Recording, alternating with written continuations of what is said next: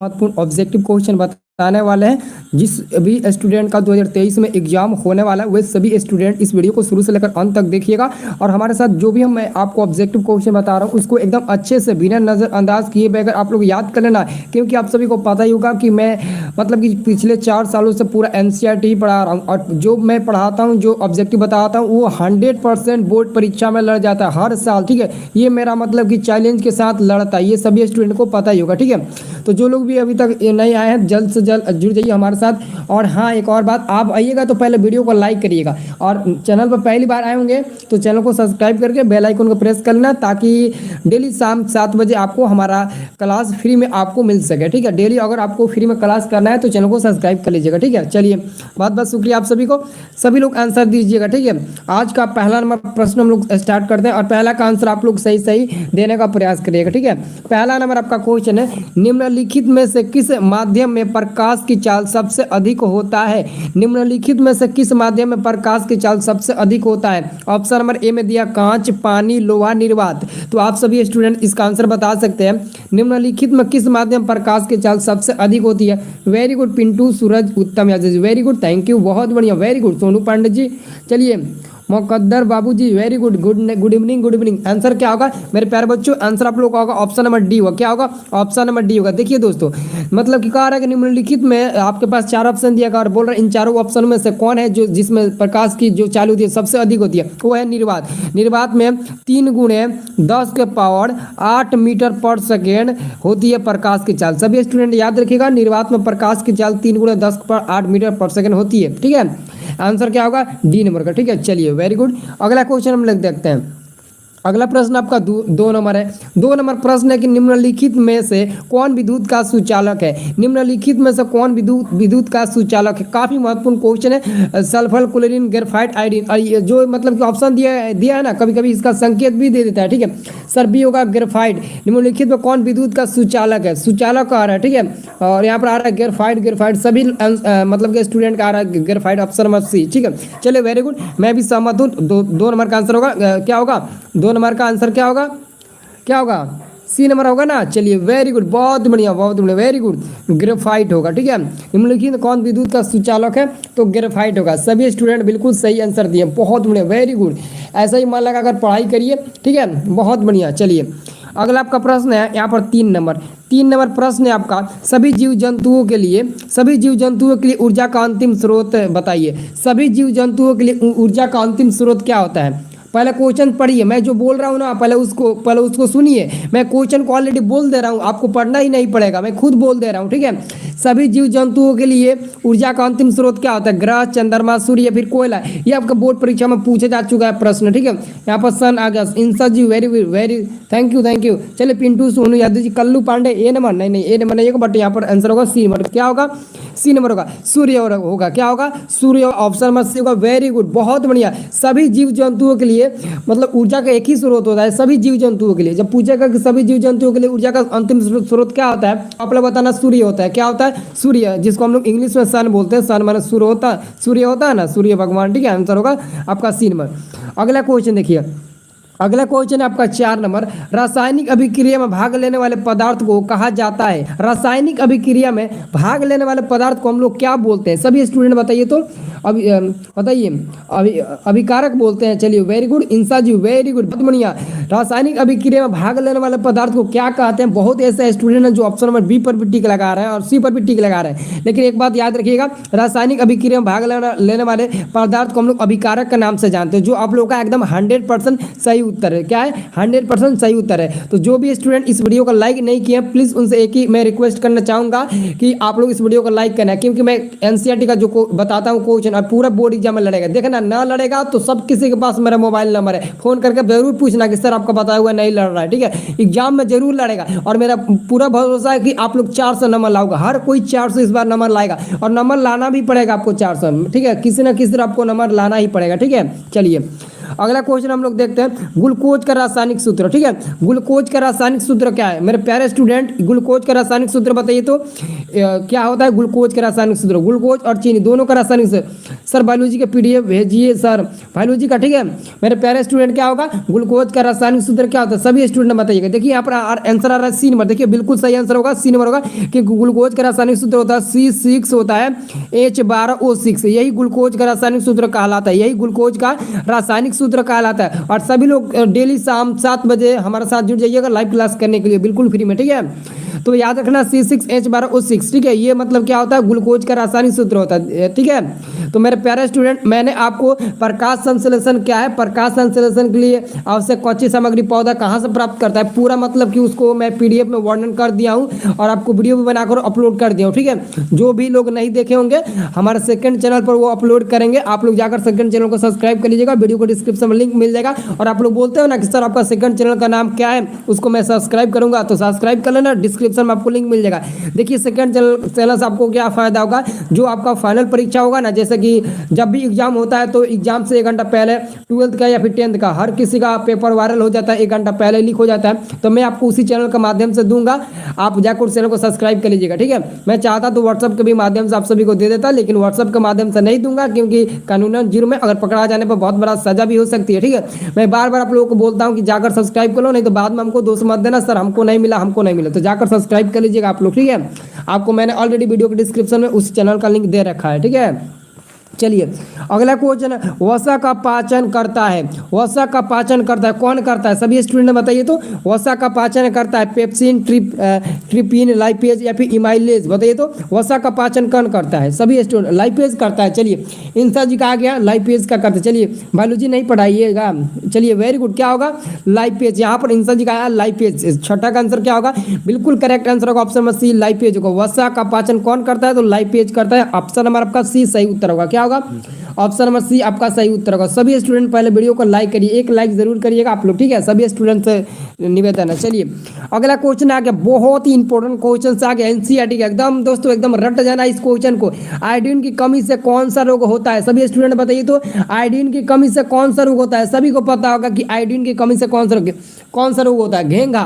क्या होता है? देखिए घेंघा अथवा ग्वाइटर होता है, जो ऑप्शन नंबर ए में दिया है घेंघा। ठीक है, ऑप्शन नंबर ए होगा घेंघा। घेंघा को हम लोग ऐसा भी लिखते हैं घेंघा, सॉरी यहाँ पर घेंघा हम आपको बता देते हैं कैसे लिखा जाता है। एक्चुअली में इसका आंसर ए नंबर होगा घेंगा या ग्वाइटर। घेंगा या ग्वाइटर ऑप्शन में रहता है, ग्वाइटर रहता है ऑप्शन में, ये भी रहता है, तो याद रखना घेंगा या ग्वाइटर नामक बीमारी आयोडीन की कमी से होती है। सभी स्टूडेंट याद रखना। ठीक है, चलिए अगला क्वेश्चन है आपका 8 नंबर प्रश्न है कि अमीबा में अलैंगिक जनन किस विधि द्वारा होता है? अमीबा में अलैंगिक जनन किस विधि द्वारा होता है? अमीबा में अलैंगिक जनन किस विधि द्वारा होता है? सभी स्टूडेंट बताइएगा। देखिए सभी लोग वीडियो को लाइक करिए, तो जो लोग वीडियो को लाइक नहीं किए लाइक करिए, तभी तो आपके साथ हजारों बच्चे जुड़ेंगे तो कंपटीशन में मजा आएगा, मतलब कि पूरा मतलब कि जबरदस्त मजा आएगा कंपटीशन में। ठीक है, किस में पाया जाता है? तो यहाँ पर 8 का सही उत्तर क्या होगा? ऑप्शन नंबर बी होगा विखंडन में। देखिए यहाँ पर बहुत लड़के ऑप्शन नंबर ए बता रहे हैं, लेकिन याद रखना अमीबा में अलैंगिक जनन बोल रहा है। ठीक है, अलैंगिक जनन बोलेगा तो विखंडन होगा। क्या होगा?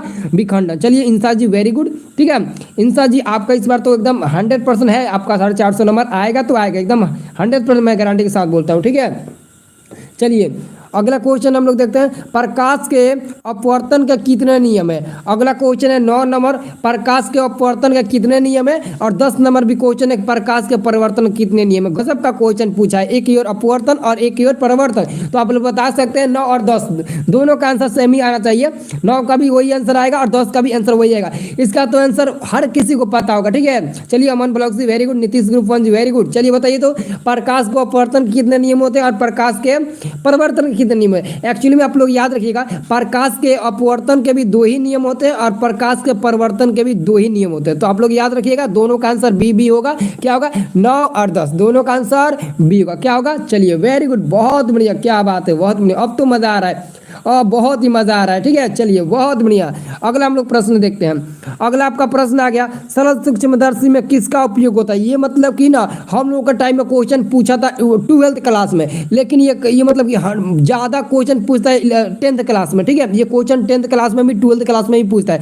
तो सरल सूक्ष्मदर्शी में किसका उपयोग होता है, अवतल दर्पण का या फिर उत्तल दर्पण का, या फिर अरे वाह भाई क्या बात है। यहाँ पर एक दो लड़के ऐसे हैं जो बता रहे हैं सर नहीं ऑप्शन ए होगा नहीं ऑप्शन बी होगा, बल्कि इसका आंसर कुछ और होगा जो आप अभी नहीं दिखा रहे हैं। देखिए इसका आंसर ऑप्शन नंबर डी में दिया उत्तल लेंस, आपका आंसर होगा उत्तल लेंस होगा। ठीक है, सभी स्टूडेंट याद रखिएगा सरल सूक्ष्मदर्शी में उत्तल लेंस का उपयोग होता है। उत्तल लेंस का सभी लोग याद रखना किसका होता है, उत्तल लेंस का उपयोग होता है। सरल सूक्ष्मदर्शी में किसका उपयोग होता है, तो उत्तल लेंस का उपयोग होता है। चलिए आप लोग क्या याद रखिएगा, आंसर क्या याद रखिएगा, उत्तल लेंस का उपयोग होता है। सरल सूक्ष्मदर्शी में उत्तल लेंस का उपयोग होता है, सभी स्टूडेंट याद रखना। चलिए अगला आपका प्रश्न है 12 नंबर। 12 नंबर आपका प्रश्न है कि जो नेत्र निकट की वस्तु को साफ नहीं देख सकता उस नेत्र में होता है। जो नेत्र निकट की वस्तु को साफ नहीं देख सकता है, जैसे कि मान लेते आपका ही कोई मतलब कि नेत्र है, अगर आप निकट की वस्तुओं को साफ नहीं देख पाएंगे तो आपके अंदर कौन सा दोष पाया जाएगा, बता सकते हैं।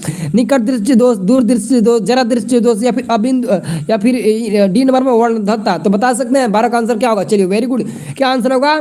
देखिए जो निकट की वस्तु को साफ नहीं देख सकता है तो पक्का वो निकट का नहीं देखेगा तो दूर की वस्तुओं को साफ देखेगा, तो आंसर होगा दूर दृष्टि दोष, ऑप्शन नंबर ए होगा। देखते हैं बुजुर्ग आदमी को, कोई बुजुर्ग आदमी होगा उसको नजदीक की वस्तु साफ नहीं दिखाई देगा, लेकिन वो काफी दूर वस्तुओं को आराम से देख लेता है। मतलब कि बोलते हैं ना, मतलब अचंभव होने वाली बात है कि आप लोग बोलते हैं कि आप नजदीक वस्तुओं को नहीं देख पा रहे हैं और दूर की वस्तुओं को देख पा रहे हैं, कैसे, तो ज्यादातर बूढ़े आदमियों में पाया जाता है। ठीक है, चलिए अगला हम लोग क्वेश्चन देखते हैं। मानव नेत्र में क्या होता है। 13 नंबर प्रश्न है कि मानव नेत्र में होता है, सभी स्टूडेंट बताइए तो मानव नेत्र में क्या होता है। किसी प्रकार का लेंस नहीं होता है, अवतल लेंस होता है, उत्तल लेंस होता है, फिर उत्तल दर्पण होता है। तो मैंने आपको बताया था।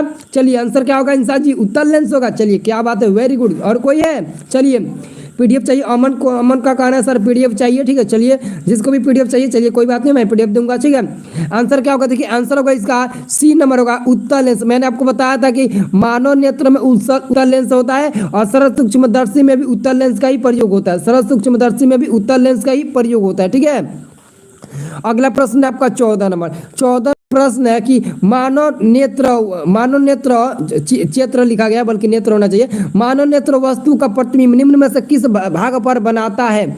मानव नेत्र में किस वस्तु का प्रतिबिंब किस भाग पर बनाता है। कॉर्निया, आइरिस, रेटिना, फिर पुतली, सभी लोग बताइए तो 14 का आंसर क्या होगा।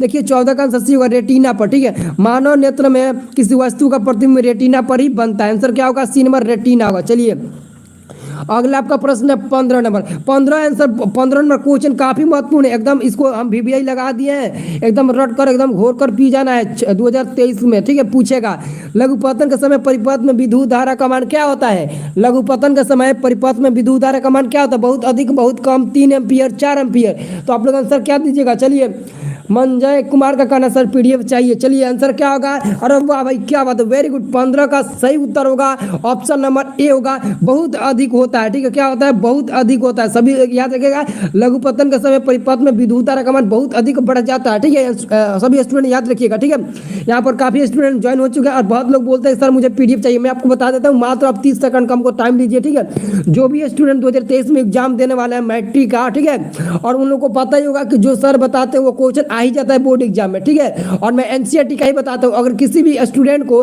मतलब कि इंग्लिश का छोड़कर सभी विषय का ऑब्जेक्टिव चाहिए जो 2023 में एकदम फंस जाए, 2023 में फंस जाए, मतलब कि लड़ जाए, 70% 80% ऑब्जेक्टिव क्वेश्चन लड़ जाए, तो आप हमसे ले सकते हैं। मैंने आपको इंग्लिश का छोड़कर सभी विषय का ऑब्जेक्टिव क्वेश्चन का पीडीएफ आपको मैं बना रखा हूँ और वहां पर मैंने आंसर भी टिक लगा दी हूँ ताकि आपको याद करने में कोई दिक्कत नहीं होगी। अगर किसी को भी लेना है तो मात्र 150 रुपया पेमेंट आपको करना होगा और लेना होगा, मात्र 150 रुपया। लालच मत करिए, किसी न किसी तरह हमारा मोबाइल नंबर इतना पर गूगल पे, फोन पे या फिर किसी न किसी तरह आप ऑनलाइन पेमेंट करके ले लीजिए। आप सोचिए कि मैं किसी न किसी तरह सर से ले लूँ। ठीक है, मोबाइल नंबर है 9693779407। इसी नंबर पर आपको ऑनलाइन पेमेंट करके ले लेना है। ठीक है, जब पेमेंट करिएगा उसी समय हम आपको व्हाट्सएप पर दे देंगे। ठीक है, ये याद रखिएगा, जो लोग नहीं लेगा वो पछताएगा। ठीक है, एग्जाम के बाद ही आप 150 रुपया में पछताएंगे तो कोई मतलब कि आपको पछतावा वहां पर नहीं हो पाएगा। ठीक है, तो याद रखिए, आपको लेना है तो पहले ही ले लीजिए, नहीं तो एग्जाम के बाद पछताइएगा तो कोई वहां पर फर्क नहीं पड़ेगा। ठीक है,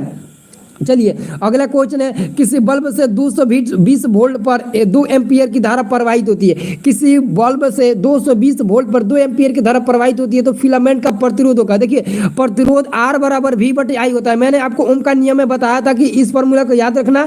प्रतिरोध बराबर क्या होता है, प्रतिरोध R बराबर V बटे I होता है। तो यहाँ पे V का मान 220 दिया है, जबकि I का मान 2 दिया है, तो कटाइएगा तो 110 मिलेगा। 110 ऑप्शन नंबर बी में है, तो ऑप्शन नंबर बी सही होगा। क्या होगा, ऑप्शन नंबर बी सही होगा। 110 ओम मिलेगा। 110 ओम क्या होगा, 110 ओम ऑप्शन नंबर बी होगा। चलिए वेरी गुड, बहुत बढ़िया बहुत बढ़िया। ठीक है, चलिए अगला आपका प्रश्न है 17 नंबर प्रश्न है कि R ओम प्रतिरोध वाले n प्रतिरोधों का समानांतर क्रम में जोड़ने पर तुल्य प्रतिरोध होगा। R ओम प्रतिरोध वाले n प्रतिरोधों को समानांतर क्रम में जोड़ने पर तुल्य प्रतिरोध होगा। n बटे R या फिर R बटे n या फिर इनमें से कोई नहीं। सभी स्टूडेंट, सर मुझे आपका नंबर चाहिए, तो मैंने सभी को मैंने नंबर दे रखा है। ठीक है, मैंने सभी को नंबर दे रखा है। ठीक है, आंसर क्या होगा, आंसर आपका क्या होगा, 17 का। चलिए वेरी गुड, अरे वाह भाई क्या बात है, वेरी गुड। ऐसा ही आप आंसर देते रहिए। ऑप्शन नंबर ए होगा NR होगा। क्या होगा, N into R, option number A सही होगा। ठीक है, याद रखिएगा सभी स्टूडेंट। ठीक है सर, मुझे PDF आपका नंबर चाहिए, तो मैं सभी को नंबर दूंगा, बस एक ही साथ पर कि आप लोग ना मतलब कि PDF खरीद लीजिएगा। मैं सबसे बोलता हूँ, ठीक है, याद रखना। और अगला क्वेश्चन दोस्तों है आपका, अगला क्वेश्चन आपका 18 नंबर है। 18 नंबर क्वेश्चन बताने से पहले मैं आपको एक बात बताता हूँ। यूट्यूब पर एक सबसे बेहतरीन पढ़ाने वाला एक टीचर है, जो मतलब कि जेईई मेन वगैरह एडवांस का पढ़ाते हैं, जिनका नाम है धासु सर। उनके यहाँ कुछ प्रॉब्लम आया, तो मतलब कि यूट्यूब पर आप लोग देखे होंगे उनके बारे में। ठीक है, तो जितना भी हो सके मदद कर देना आप लोग भी। ठीक है, तो यहाँ पर अगला क्वेश्चन क्या है, 18 नंबर, विद्युत धारा की प्रबलता का सही मात्रक होता है। विद्युत धारा की प्रबलता का जो सही मात्रक होता है वो क्या होता है, तो एम्पियर होता है। विद्युत धारा का प्रबलता का सही मात्रक एम्पियर होता है, जिसको हम लोग कैपिटल ए से सूचित करते हैं। तो आंसर होगा ऑप्शन नंबर ए। क्या होगा, ऑप्शन नंबर ए होगा। ठीक है, मैथ का PDF ऑल सब्जेक्ट का आपको PDF मिलेगा, ऑल सब्जेक्ट का PDF मिलेगा। ठीक है, चलिए धारा मापने के यंत्र को कहते हैं, धारा मापने के यंत्र को क्या कहते हैं। देखिए एक बेवकूफ है जो अभी फोन करने लगा, मतलब कि क्या बोले, एकदम थेतर ही है सब। ठीक है, ठीक है, तो आंसर क्या होगा, धारा मापने वाले यंत्र को हम लोग क्या कहते हैं। सभी स्टूडेंट कमेंट करिए, तो बहुत इंपॉर्टेंट क्वेश्चन है। ठीक है, काफी महत्वपूर्ण क्वेश्चन है। 19 नंबर, 19 का आंसर क्या होगा, चलिए आंसर होगा एमीटर कहते हैं। धारा मापने वाले यंत्र को क्या बोलते हैं, एमीटर बोलते हैं। हम लोग क्या बोलेंगे, तो एमीटर बोलेंगे। क्या बोलेंगे, एमीटर बोलेंगे। चलिए अगला क्वेश्चन आपका क्या है, अगला क्वेश्चन आपका 20 नंबर प्रश्न है कि प्रतिरोध का SI मात्रक है। प्रतिरोध यानी कि रेसिस्टेंस, प्रतिरोध को इंग्लिश में क्या बोलते हैं, रेसिस्टेंस बोलते हैं। तो रेसिस्टेंस यानी कि प्रतिरोध का SI मात्रक क्या होता है, जरा सभी लोग बताइए। तो प्रतिरोध का SI मात्रक क्या होता है, ओम होता है ना, क्या होता है, चलिए वेरी गुड, ओम होता है। जो ऑप्शन नंबर ए में आपको, सॉरी ऑप्शन नंबर सी में दिया है ओम। ठीक है, ओम को ऐसे सूचित करते हैं। ठीक है, कैसे सूचित करते हैं, ओम को ऐसे सूचित करते हैं। ठीक है, याद रखना ओम का यही सिंबल है। ठीक है, ओम होता है प्रतिरोध का सही मात्रक। अगला क्वेश्चन है आपका 21 नंबर। 21 नंबर प्रश्न है कि पवन विद्युत जनित्र में पवन की चाल कम से कम कितनी होनी चाहिए। पवन विद्युत जनित्र में पवन की चाल कम से कम कितनी होनी चाहिए। 15 किलोमीटर प्रति घंटा, 150 किलोमीटर प्रति घंटा, 1.5 किलोमीटर प्रति घंटा, या फिर 1500 किलोमीटर प्रति घंटा। सभी स्टूडेंट बताइए। तो चलिए यहाँ पर आंसर आ गया ऑप्शन नंबर ए। चलिए वेरी गुड, 15 किलोमीटर प्रति घंटा होना चाहिए। क्या होना चाहिए, 15 किलोमीटर प्रति घंटा। ऑप्शन नंबर क्या होगा, ऑप्शन नंबर ए होगा। क्या होगा, ऑप्शन नंबर ए आपका सही उत्तर होगा। ठीक है, सभी स्टूडेंट याद रखना, ऑप्शन नंबर ए आपका सही उत्तर होगा।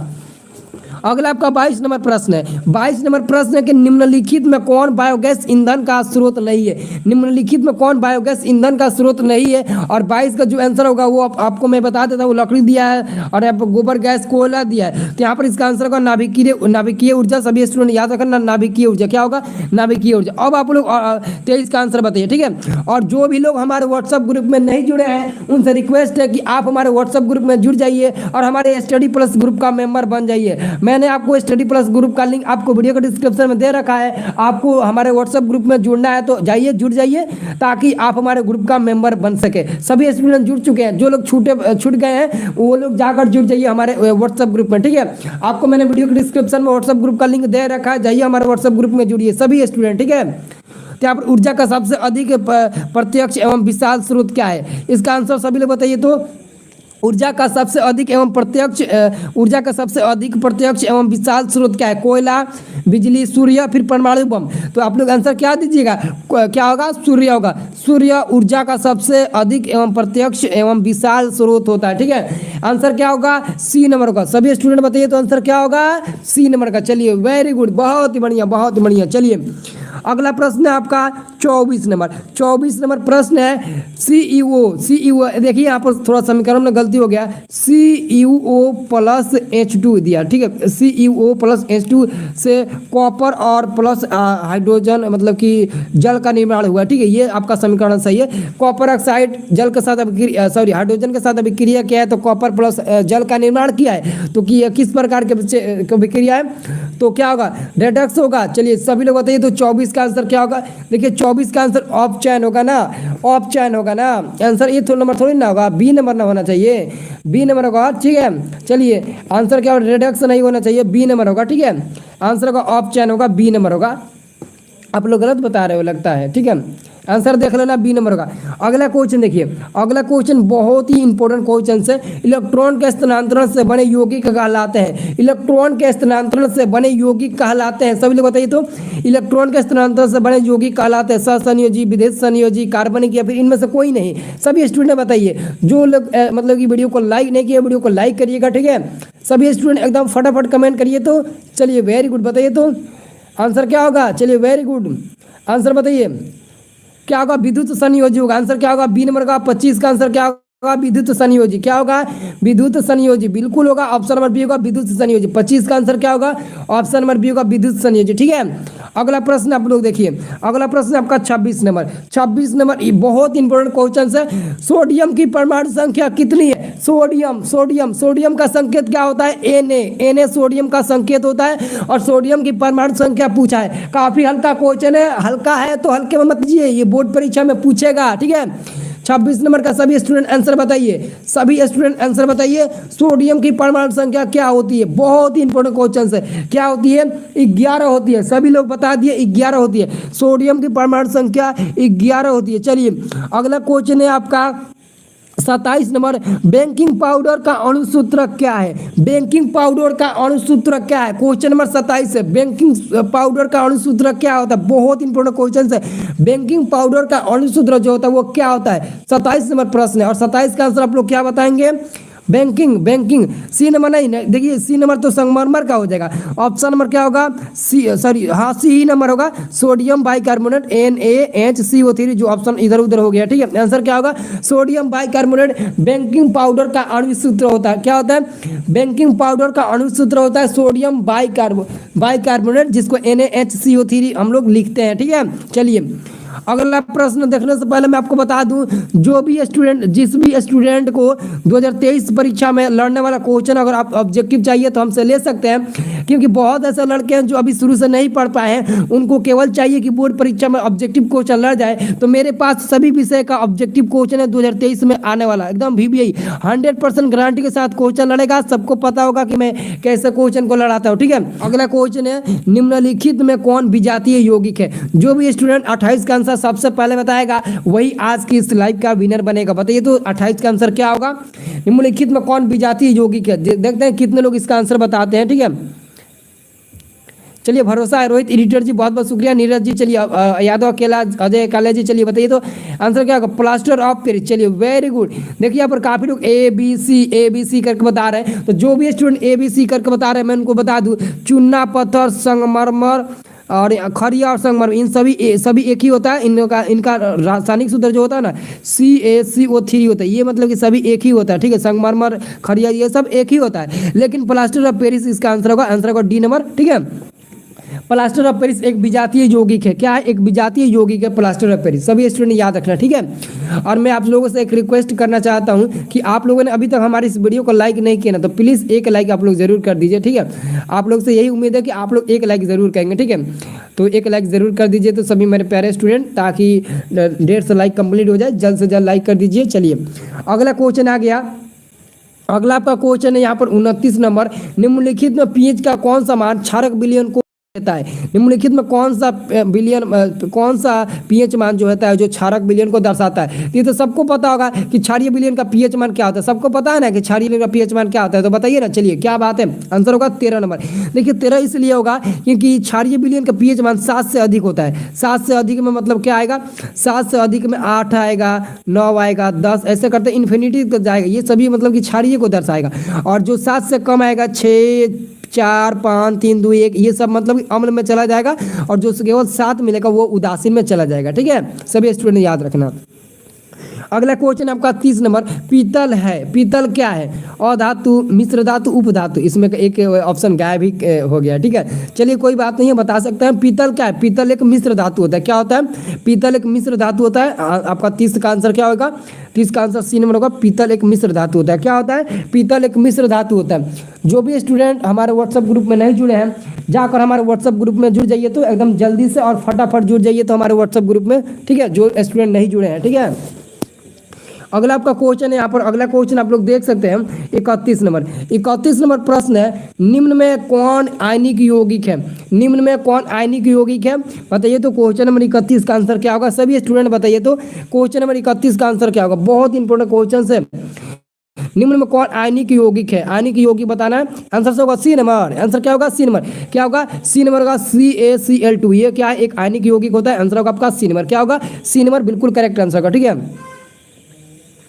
आंसर क्या होगा? आंसर आपका सी नंबर का। अगला क्वेश्चन आपका 32 नंबर। निम्न में कौन सा पदार्थ ऑक्सीजन से संयोग नहीं करता है? कौन ऐसा पदार्थ है जो ऑक्सीजन के साथ कभी अभिक्रिया ही नहीं करता, कभी संयोग ही नहीं करता है?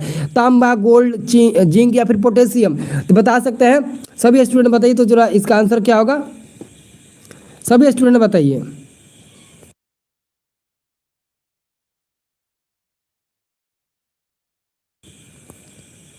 चलिए बताइए तो एकदम फटाफट। आंसर क्या होगा? जिंक होगा, सॉरी आंसर क्या होगा? गोल्ड होगा। क्या होगा? ऑप्शन नंबर बी होगा, गोल्ड होगा। क्या होता है? गोल्ड होता है। क्या होता है? यहाँ पर क्या नाम है? MC दुमरी जी 40 रुपये का सुपर चैट किए। MS दुमरी जी 40 रुपये का सुपर चैट किए, बहुत बहुत शुक्रिया। ठीक है, बहुत बहुत शुक्रिया सुपर चैट करने के लिए, बहुत बहुत धन्यवाद है। क्या नाम है? आपको दिल से धन्यवाद है MS दुमरी जी। ठीक है, बहुत बहुत धन्यवाद है। आप सुपर चैट 40 रुपये किए, बहुत बढ़िया, वेरी गुड, बहुत बढ़िया। अच्छा लगा कि आप हमारे वीडियो में आकर पहली बार सुपर चैट किए, मतलब कि पहले आप बंदे हैं जो मतलब कि सुपर चैट किए। बहुत बढ़िया, बहुत ही अच्छा लगा, थैंक यू सो मच। ठीक है, अगला क्वेश्चन आपका है यहाँ पर 33 नंबर। सरलतम हाइड्रोकार्बन है। सरलतम हाइड्रोकार्बन कौन है? सभी स्टूडेंट बताइए तो सरलतम हाइड्रोकार्बन कौन है? Methane, ethane, propane, butane? सभी स्टूडेंट बताइए सरलतम हाइड्रोकार्बन कौन है? सरलतम हाइड्रोकार्बन कौन है? मीथेन होगा। ऑप्शन नंबर क्या होगा? ए होगा। ऑप्शन नंबर एक होगा मीथेन, और मीथेन का अणुसूत्र होता है CH4। CH4 मीथेन का अणुसूत्र होता है, और यही आपका होगा। क्या होगा? यही आपका सही उत्तर होगा। ठीक है, सरलतम हाइड्रोकार्बन कौन है? मीथेन। ऑप्शन नंबर ए होगा, जिसका अणुसूत्र CH4 होता है। भाई देखो, अगर गलती से आपका अणुसूत्र दे दे तो आप कैसे टिक लगाइएगा? तो टिक लगाइएगा CH4 होता है। ठीक है, चलिए अगला क्वेश्चन आपका आ गया 34 नंबर। कार्बन हाइड्रोजन से संयोग कर बनाता है। कार्बन जो होता है वो हाइड्रोजन से संयोग कर क्या बनाता है? आयनिक यौगिक बनाता है, या फिर हाइड्रोकार्बन बनाता है, या फिर हैलोजन, या फिर अम्लराज बनाता है? तो 34 का जो सही उत्तर होगा वो ऑप्शन नंबर बी होगा, हाइड्रोकार्बन बनाता है। कार्बन हाइड्रोजन से संयोग कर एक हाइड्रोकार्बन का निर्माण करता है। तो आंसर क्या होगा? हाइड्रोकार्बन। बिल्कुल इंसार जी, बहुत बढ़िया, हाइड्रोकार्बन। ठीक है, चलिए किंग साहब जी, चलिए वेरी गुड, आंसर बिल्कुल सही मिला। अब देखिए ये जो क्वेश्चन है इसका आंसर हर किसी को आना चाहिए। बहुत ही इंपॉर्टेंट क्वेश्चन है, बहुत इंपॉर्टेंट क्वेश्चन है। वायुमंडल, क्या क्वेश्चन है? क्वेश्चन है कि वायुमंडल में CO2 गैस की उपस्थिति है। वायुमंडल में CO2 गैस की उपस्थिति होती है, यानी कि कार्बन डाइऑक्साइड की उपस्थिति वायुमंडल में कितना होता है? सभी स्टूडेंट बताइए तो आंसर क्या होगा? आंसर क्या होगा? 0.03%। ठीक है, आंसर क्या होगा? 0.03%। ऑप्शन नंबर सी होगा। बहुत इंपॉर्टेंट क्वेश्चन है। 0.03% वायुमंडल में CO2 गैस की उपस्थिति क्या होती है? 0.03% होती है। ठीक है, आंसर होगा आपका ऑप्शन नंबर सी होगा। बहुत इंपॉर्टेंट क्वेश्चन है। अगला आपका क्वेश्चन है यहाँ पर दोस्तों 36 नंबर। 36 नंबर प्रश्न है कि ओजोन के एक अणु में ऑक्सीजन के परमाणुओं की संख्या होती है। ओजोन के एक अणु में ऑक्सीजन के परमाणुओं की संख्या होती है। ओजोन के एक अणु में ऑक्सीजन की परमाणुओं की संख्या कितनी होती है? सभी स्टूडेंट बताइए तो कितनी होती है? जोर से बोलिए, जोर से कमेंट करिए। आंसर क्या होगा? 3 होगा, सी नंबर। क्या होगा? 3 होगा, सी नंबर। ठीक है, जो भी स्टूडेंट नए आए हैं हमारे साथ, हमारे इस चैनल को सब्सक्राइब कर लीजिएगा ताकि डेली आपको हमारे साथ लाइव लाइव क्लास मिल सके, ठीक है। अगर आप चैनल को सब्सक्राइब किए होंगे तो आपको डेली लाइव क्लास हमारे साथ करने को मिलेगा। और साथ में हमारे व्हाट्सएप ग्रुप में जुड़कर हमारे ग्रुप का मेंबर बन जाइए। तो आप भी हमारे ग्रुप में जुड़कर हमारे व्हाट्सएप ग्रुप का मेंबर बन जाइए, ताकि आपको भी लगे कि मैं भी मतलब कि स्टडी प्लस ग्रुप का मेंबर हूँ। तो आप जल्द से जल्द हमारे ग्रुप में जुड़ जाइए और स्टडी प्लस ग्रुप में जुड़कर मेंबर बन जाइए, ठीक है। चलिए अगला क्वेश्चन, आवर्त सारणी में कितने आवर्त है? आवर्त सारणी में कितने आवर्त है? आवर्त सारणी में कितने आवर्त होते हैं? 5, 6, 7, 4। सभी स्टूडेंट बताइए तो आवर्त सारणी में कितने आवर्त होते हैं? 7 होते हैं। चलिए आंसर होगा सी नंबर, इसका भी सी ही होगा। चलिए वेरी गुड, क्या बात है, बहुत बढ़िया। आंसर क्या होगा? इसका भी सी होगा, 7 होता है। कितना होता है? तो 7 होता है। सभी स्टूडेंट याद रखना, आवर्त सारणी में कितने आवर्त होते हैं? तो 7 आवर्त होते हैं। कितने होते हैं? 7 आवर्त होते हैं। आप सभी क्या आंसर याद रखिएगा?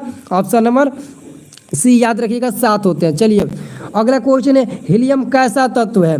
अगला आपका प्रश्न देखिए, अगला प्रश्न आपका है 38 नंबर। 38 नंबर प्रश्न, हीलियम कैसा तत्व है? सभी स्टूडेंट बताइए, अक्रिय, क्रियाशील, सक्रिय, फिर उदासीन। सभी स्टूडेंट बताइए तो क्या है? अक्रिय है। हीलियम कैसा तत्व है? हीलियम एक अक्रिय तत्व होता है जो ग्रुप 18 का तत्व भी कहलाता है। इसको हम लोग शून्य वर्ग के तत्व के नाम से भी जानते हैं, क्योंकि उसकी वैलेंसी जो होती है वो 0 होती है, ठीक है। याद रखना, ऑप्शन नंबर आपका ए सही उत्तर होगा। हीलियम कैसा तत्व है? तो एक अक्रिय तत्व है जो ग्रुप 18 का तत्व कहलाता है। इसको हम लोग शून्य वर्ग के नाम से भी जानते हैं। अगला आपका प्रश्न क्या है? अगला प्रश्न ऑक्सीजन है। ऑक्सीजन है, बताइए तो ऑक्सीजन क्या है? वसा, एंजाइम, हार्मोन या फिर कार्बोहाइड्रेट। सभी स्टूडेंट बताइए तो 39 का आंसर क्या होगा? ऑक्सीजन है, हार्मोन, वसा, एंजाइम, कार्बोहाइड्रेट। सभी स्टूडेंट आंसर बताइए तो इसका आंसर क्या होगा? पहले 39 का आंसर बताइए क्या होगा? पादप हार्मोन होगा। वेरी गुड, बहुत बढ़िया इंसा जी बहुत बढ़िया, वेरी गुड, बहुत बढ़िया। आंसर होगा पादप हार्मोन, ऑप्शन नंबर सी होगा, हार्मोन होता है, ठीक है। अगला आपका प्रश्न है, मनुष्य में वृक्क संबंधित है। मनुष्य में वृक्क संबंधित है पोषण से, श्वसन से, उत्सर्जन से या फिर परिवहन से। बताइए तो मनुष्य में वृक्क है जो संबंधित है, किससे संबंधित है? सभी स्टूडेंट आंसर बताइए तो सभी लोग बताइए किससे संबंधित है? मनुष्य में वृक्क संबंधित है, वो भी किससे संबंधित है? सभी लोग बताइए। जो लोग वीडियो का लाइक नहीं किए, कंजूसी कर रहे हैं, वीडियो को 1 लाइक जरूर करिएगा आप लोग, ठीक है। 1 लाइक तो बनता ही है, 1 लाइक जरूर करिएगा, 1 लाइक जरूर करिए सभी स्टूडेंट, ठीक है। क्या होगा? उत्सर्जन होगा, ठीक है। क्या होगा मेरे प्यारे स्टूडेंट? आंसर होगा आपका उत्सर्जन। क्या होगा? ऑप्शन नंबर सी होगा, उत्सर्जन। मनुष्य में वृक्क है जो संबंधित है तो उत्सर्जन से संबंधित है। आंसर हो जाएगा आपका सी नंबर। क्या होगा? C number. चलिए अगला क्वेश्चन है, मानव में डायलिसिस थैली है। मानव में डायलिसिस थैली है, नेफ्रॉन, न्यूरॉन, माइटोकॉन्ड्रिया या फिर कोई नहीं। मानव में डायलिसिस थैली है, सभी स्टूडेंट बताइए तो मानव में डायलिसिस थैली है, नेफ्रॉन, न्यूरॉन, माइटोकॉन्ड्रिया या फिर कोई नहीं। सभी स्टूडेंट बताइए तो आंसर क्या होगा?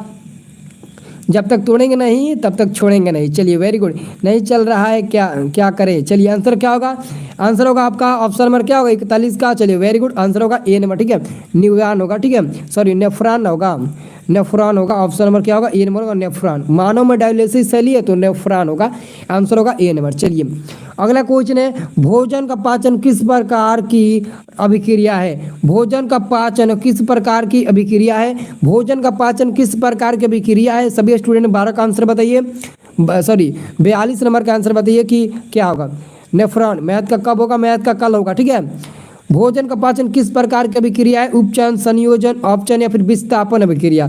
42 का आंसर बताइए क्या होगा? आंसर उपचयन। क्या होगा? उपचयन। क्या होगा? उपचयन। वेरी गुड, उपचयन होगा, ऑप्शन नंबर ए होगा, उपचयन। क्या होगा मेरे प्यारे स्टूडेंट? ऑप्शन नंबर ए होगा, उपचयन। क्या होगा? ऑप्शन नंबर ए होगा, उपचयन होगा। भोजन का पाचन किस प्रकार की अभिक्रिया है? भोजन का पाचन किस प्रकार की अभिक्रिया है? तो उपचयन अभिक्रिया है, ऑप्शन नंबर ए आपका सही उत्तर होगा। चलिए अगला क्वेश्चन है 43 नंबर आपका, मुकुलन द्वारा प्रजनन किस में होता है? मुकुलन द्वारा प्रजनन किस में होता है? अमीबा में, ईस्ट में, मलेरिया में, पैरामीशियन में।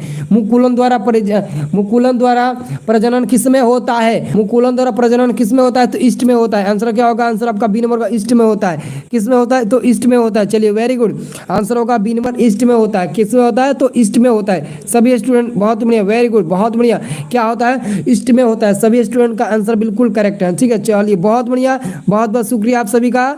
यहाँ पर 150 लाइक कंप्लीट हो चुका है, बहुत बढ़िया, थैंक यू सो मच आप सभी का, ठीक है। चलिए अगला आपका क्वेश्चन है, फूल में नर प्रजनन अंग होता है। फूल में नर प्रजनन अंग होता है, बताइए तो क्या होता है? फूल में नर प्रजनन अंग क्या होता है? फूल में नर प्रजनन अंग क्या होता है? पुंकेसर, अंडप, वर्तिकाग्र या फिर वर्चिका। बताइए तो आंसर क्या होगा? 44 नंबर प्रश्न है, फूल में नर प्रजनन अंग क्या होता है? पुंकेसर। क्या नाम है? कुलजीत एन पासवान का है, ठीक है, वेरी गुड, बहुत बढ़िया। आंसर क्या होगा? आंसर आपका होगा ऑप्शन में पुंकेसर होगा, ठीक है। फूल में नर प्रजनन अंग होता है वो होता है पुंकेसर। क्या होगा? पुंकेसर। ऑप्शन नंबर ए होगा पुंकेसर। क्या होगा? ऑप्शन नंबर ए होगा पुंकेसर। क्या होगा? ऑप्शन नंबर ए होगा पुंकेसर, ठीक है। ऑप्शन नंबर ए सही उत्तर होगा पुंकेसर। चलिए अगला आपका प्रश्न आ गया। अगला प्रश्न आ गया, गुणसूत्र बने होते हैं। गुणसूत्र बने होते हैं, देखिए गुणसूत्र डीएनए के या फिर डीएनए आरएनए दोनों के, या फिर डीएनए प्रोटीन्स और आरएनए, या फिर इनमें से कोई नहीं। तो प्यारे स्टूडेंट याद रखिएगा 45 का आंसर होगा सी नंबर। डीएनए, आरएनए और प्रोटीन तीनों का बने होते हैं। आंसर होगा आपका सी नंबर। चलिए अगला आपका प्रश्न है, कोशिका में अनुवांशिकी पदार्थ है। कोशिका में अनुवांशिकी पदार्थ होता है। सभी स्टूडेंट बताइए तो कोशिका में अनुवांशिकी पदार्थ होता है।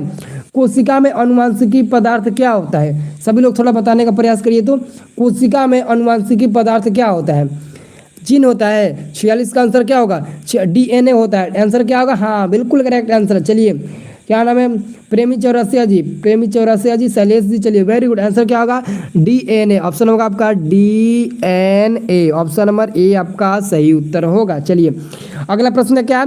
अगला आपका क्वेश्चन है, निम्नलिखित में से कौन स्थलीय परितंत्र नहीं है? निम्नलिखित में से कौन स्थलीय परितंत्र नहीं है? निम्नलिखित में से कौन स्थलीय परितंत्र नहीं है? सभी स्टूडेंट, जो भी स्टूडेंट नए हैं चैनल को सब्सक्राइब करना, डेली शाम 7 बजे फ्री क्लास करने के लिए, फ्री पीडीएफ लेने के लिए।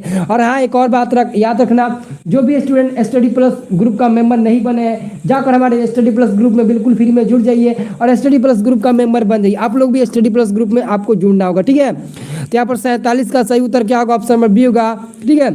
एक्वेरियम होगा, एक्वेरियम। ऑप्शन नंबर बी होगा। क्या होगा? बिल्कुल करेक्ट आंसर होगा ऑप्शन नंबर बी। क्या होगा? बिल्कुल करेक्ट आंसर होगा ऑप्शन नंबर बी, ठीक है।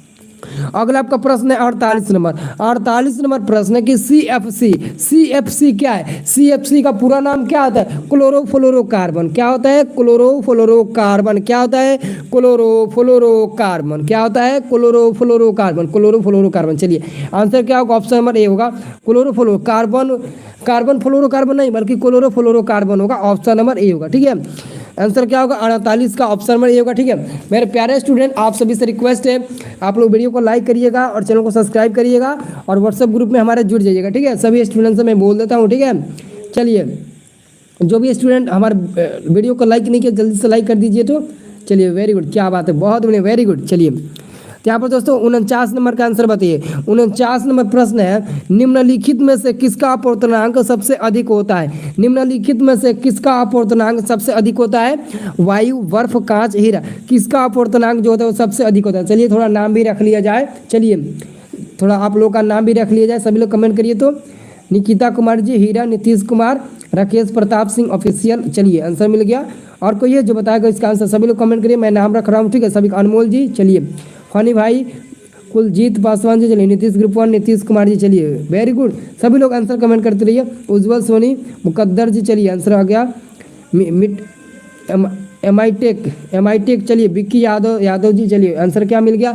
आंसर मिल गया हीरा होगा, डी नंबर। और हीरा का अपवर्तनांक जो होता है वो 2.42 होता है। क्या होता है? 2.42 सबसे अधिक हीरा का अपवर्तनांक होता है, ठीक है। आप लोग क्या याद रखिएगा? 2.42 हीरा का अपवर्तनांक सबसे अधिक होता है, ठीक है, याद रखिएगा। अगला आपका प्रश्न आता है 50 नंबर, ठीक है। 50 नंबर आपका प्रश्न है, विद्युत धारा का चुंबकीय प्रभाव का खोज किसने किया था? विद्युत धारा का चुंबकीय प्रभाव का खोज किसने किया था? विद्युत धारा का चुंबकीय प्रभाव का खोज किसने किया था? ऑस्टेड नामक वैज्ञानिक ने किया था। ऑस्टेड नामक वैज्ञानिक ने विद्युत धारा का चुंबकीय प्रभाव का खोज किया था। ऑस्टेड, ठीक है, ऑस्टेड नामक वैज्ञानिक ने किया था। ये आंसर याद रखना, ऑस्टेड नामक वैज्ञानिक ने विद्युत धारा के चुंबकीय प्रभाव का खोज किया था, ठीक है। अगला क्वेश्चन 51 नंबर है। दोस्तों आप लोग 51 का आंसर बताइए। 51 नंबर क्वेश्चन है, निम्नलिखित में किस लेंस को अभिसारी लेंस कहते हैं? निम्नलिखित में किस लेंस को अभिसारी लेंस कहते हैं? अगर आप लोगों का इजाजत होगा तो मैं थोड़ा पानी पी लेता हूँ, ठीक है, क्योंकि ज़्यादा बोलने से ना मतलब कि गला में प्रॉब्लम हो जाती है, ठीक है। तो अगर आप लोग मतलब कि अगर आप लोग का आशीर्वाद है, आप लोग का दुआ है तो मैं पानी पी लेता हूँ, ठीक है। मात्र आप लोग 20 सेकंड 30 सेकंड का टाइम दीजिएगा, ठीक है, मात्र 20 सेकंड, ठीक है। तब तक आप 51 और 52 का आंसर ढूंढ लीजिए क्या होगा, ठीक है। 51 और 52 दोनों का आंसर आपके सामने मिल रहा है, ठीक है। मैं थोड़ा पानी पी लेता हूँ, आप लोग ये मत सोचिएगा सर चले गए, ठीक है, थोड़ा सब्र रखिए। सभी लोग पहले आंसर कमेंट करिए, ठीक है। सभी लोग आप लोग आंसर कमेंट करते रहिए, ठीक है। तब तक मैं पानी को पी लेता हूँ, ठीक है।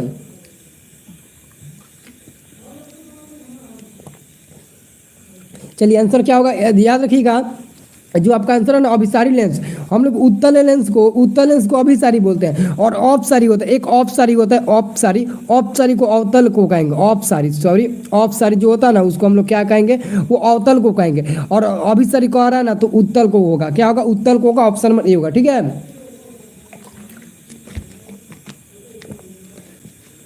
चलिए अगला प्रश्न हम लोग देखते हैं 52 नंबर। चलिए बहुत बहुत शुक्रिया टाइम देने के लिए। 52 नंबर प्रश्न है कि फॉर्मिक अम्ल का यूपीए का नाम क्या आता है। फॉर्मिक अम्ल आपको पता होगा, फॉर्मिक अम्ल मेथनोइक अम्ल जो चिट्टी के डंक में पाया जाता है, ठीक है। तो बता सकते हैं फॉर्मिक अम्ल का आंसर क्या होगा, ऑप्शन नंबर ए होगा मेथनोइक अम्ल। क्या होगा, मेथनोइक अम्ल, ऑप्शन नंबर ए होगा। क्या होगा, ऑप्शन नंबर ए आपका सही उत्तर होगा, ठीक है। सब लोग याद रखिएगा, बहुत इंपॉर्टेंट क्वेश्चन है। चलिए अगला हम लोग क्वेश्चन की ओर चलते हैं। कोई दिक्कत नहीं ना है, कोई दिक्कत होगा तब लोग बोलिएगा। देखिए दिक्कत है तो उसका सामना करेंगे हम लोग, ठीक है। चलिए आंसर क्या होगा, अगला क्वेश्चन देखिए। अगला क्वेश्चन है आपका 53 नंबर। 53 नंबर क्वेश्चन है, जंगरोधी स्टील क्या है। जंगरोधी स्टील क्या है, धातु, अधातु, मिश्र धातु या फिर इनमें से कोई नहीं। सभी स्टूडेंट आंसर बताइए, जंगरोधी स्टील क्या होता है। जंगरोधी स्टील क्या होता है, धातु, अधातु, मिश्र धातु या फिर इनमें से कोई नहीं। 53 का सी नंबर मिश्र धातु होता है। 53 का सी नंबर जंगरोधी स्टील, वही। चलिए वेरी गुड, पीतल यानी कि मिश्र धातु। आंसर क्या होगा, ऑप्शन नंबर सी आपका करेक्ट आंसर होगा। क्या होगा, सी नंबर करेक्ट आंसर होगा, मिश्र धातु होता है। क्या होता है, मिश्र धातु, C is a right answer. Very good, बहुत बढ़िया बहुत बढ़िया। चलिए अगला क्वेश्चन है आपका, पौधों में उत्सर्जी अंग है। सभी स्टूडेंट बताइए तो आंसर क्या होगा। सभी स्टूडेंट आंसर बताइए 54 का, पौधों में उत्सर्जी अंग है। बहुत ही इंपॉर्टेंट क्वेश्चन है ये। क्वेश्चन आपका बोर्ड एग्जाम में कई बार पूछा जा चुका है। पौधों में उत्सर्जी अंग है, पौधों में उत्सर्जी अंग क्या होता है, गोंद, टैनिन, रेजिन या फिर इनमें से सभी। तो बिल्कुल करेक्ट आंसर होगा इनमें से सभी, ऑप्शन नंबर डी होगा, इनमें से सभी। आपका आंसर क्या है याद रखिएगा, इनमें से सभी। आंसर क्या होगा, डी नंबर आपका करेक्ट आंसर होगा, इनमें से सभी। क्या होगा, ऑप्शन नंबर डी आपका सही उत्तर होगा, इनमें से सभी। सभी स्टूडेंट याद रखना, ठीक है। जो लोग इस वीडियो को लाइक नहीं किया है, एक लाइक थोड़ा कर दीजिए। तो सभी लोगों से मैं रिक्वेस्ट करता हूँ कि आप लोग एक लाइक जरूर करिए, सभी लोग एक लाइक करिए और चैनल को सब्सक्राइब करके जाइएगा, ठीक है। तभी आपको डेली शाम 7 बजे हमारे साथ लाइव क्लास करने का आपको मौका प्राप्त हो पाएगा, नहीं तो नहीं हो पाएगा, ठीक है। चलिए अगला क्वेश्चन आपका है 55 नंबर। 55 नंबर प्रश्न है कि तंत्रिका तंत्र की रचनात्मक एवं क्रियात्मक इकाई को कहते हैं। तंत्रिका तंत्र की रचनात्मक एवं क्रियात्मक इकाई को कहते हैं। तंत्रिका तंत्र की रचनात्मक एवं क्रियात्मक इकाई को कहते हैं नेफ्रॉन, न्यूरॉन, सेरिब्रम या फिर इनमें से कोई नहीं। बताइए तो तंत्रिका तंत्र की रचनात्मक एवं क्रियात्मक इकाई को क्या कहते हैं। क्वेश्चन नंबर 55 है और 55 का आंसर हम लोग क्या देंगे, सभी स्टूडेंट बताइए तो 55 का आंसर क्या देंगे। 55 का आंसर क्या होगा, 55 का आंसर बताइए सर कितना क्वेश्चन है। क्वेश्चन तो है 100 क्वेश्चन है, ठीक है। पूरे 100 क्वेश्चन है। आंसर होगा न्यूरॉन, ठीक है। क्या बोलते हैं, न्यूरॉन बोलते हैं। और न्यूरॉन आंसर क्या होगा, आंसर आपका बी होगा न्यूरॉन। क्या होगा, आंसर होगा बी नंबर न्यूरॉन। सभी स्टूडेंट याद रखना, आंसर होगा बी नंबर न्यूरॉन। क्या होगा, बी नंबर होगा न्यूरॉन, ठीक है। अगला आपका क्वेश्चन है 56 नंबर। 56 नंबर आपका प्रश्न है, कौन सी गैस ओजोन परत में छेद के लिए उत्तरदायी है। कौन सी गैस ओजोन परत में छेद करने के लिए उत्तरदायी होता है। बताइए तो H2N2 CFC यानी कि क्लोरोफ्लोरोकार्बन या फिर CH4 मीथेन। तो बताइए तो आंसर क्या होगा।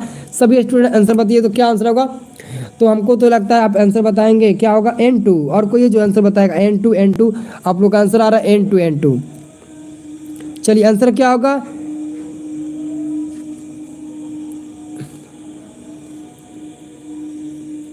आंसर बताइए। देखिए यहाँ पर बहुत लोग आंसर सी भी बता रहे हैं, बहुत लोग आंसर बी भी बता रहे हैं, ठीक है। कौन सी गैस ओजोन परत में छेद के लिए उत्तरदायी होता है, अच्छे से सोच समझ कर बताइएगा। देखिए यहाँ पर क्लोरोफ्लोरोकार्बन होना चाहिए, ठीक है। आंसर क्या होना चाहिए, सी नंबर होना चाहिए, क्लोरोफ्लोरोकार्बन, ठीक है, जो ओजोन परत में छेद के लिए उत्तरदायी होता है, ठीक है। आंसर क्या होगा, सी नंबर होगा। आंसर क्या होगा, सी नंबर होना चाहिए, बी नंबर नहीं। N2 थोड़ी ना होगा, नाइट्रोजन गैस थोड़ी ना होगा, CFC होगा, ठीक है। आंसर याद रखना CFC। अगला प्रश्न आपका, समतल दर्पण द्वारा बना प्रतिबिंब हमेशा, समतल दर्पण द्वारा बना प्रतिबिंब हमेशा। सभी स्टूडेंट बताइए तो 57 का आंसर क्या होगा। समतल दर्पण द्वारा बना प्रतिबिंब हमेशा होता है तो वास्तविक होता है, काल्पनिक होता है, कभी वास्तविक तो कभी काल्पनिक होता है, या फिर इनमें से कोई नहीं। तो यहाँ पर 57 नंबर जो प्रश्न है उसका सही उत्तर होगा, क्या होगा 57 नंबर का आंसर होगा काल्पनिक होता है। समतल दर्पण द्वारा बना प्रतिबिंब हमेशा क्या होता है, काल्पनिक होता है। आंसर क्या होगा, ऑप्शन नंबर ए होगा, काल्पनिक होता है। क्या होता है, काल्पनिक होता है। अब एक आंसर क्या होगा, सॉरी आंसर क्या होगा, बी नंबर होगा, काल्पनिक होगा। ठीक है, आंसर क्या होगा, ऑप्शन नंबर बी होगा, काल्पनिक होता है। सभी स्टूडेंट याद रखिएगा। चलिए अगला क्वेश्चन है आपका 58 नंबर। 58 नंबर प्रश्न है कि किसी वस्तु का आवर्धित प्रतिबिंब बनता है, किसी वस्तु का आवर्धित प्रतिबिंब बनता है अवतल दर्पण से, समतल दर्पण से, उत्तल दर्पण से, या फिर सभी प्रकार के दर्पण से। तो यहाँ पर आप लोग 58 नंबर का आंसर बता सकते हैं। ठीक है, किस प्रकार के दर्पण से मतलब कि आवर्धित प्रतिबिंब बनता है, आंसर बताइए। तो सभी स्टूडेंट आंसर बताइए। 58 नंबर काफ़ी महत्वपूर्ण प्रश्न है, 58 नंबर।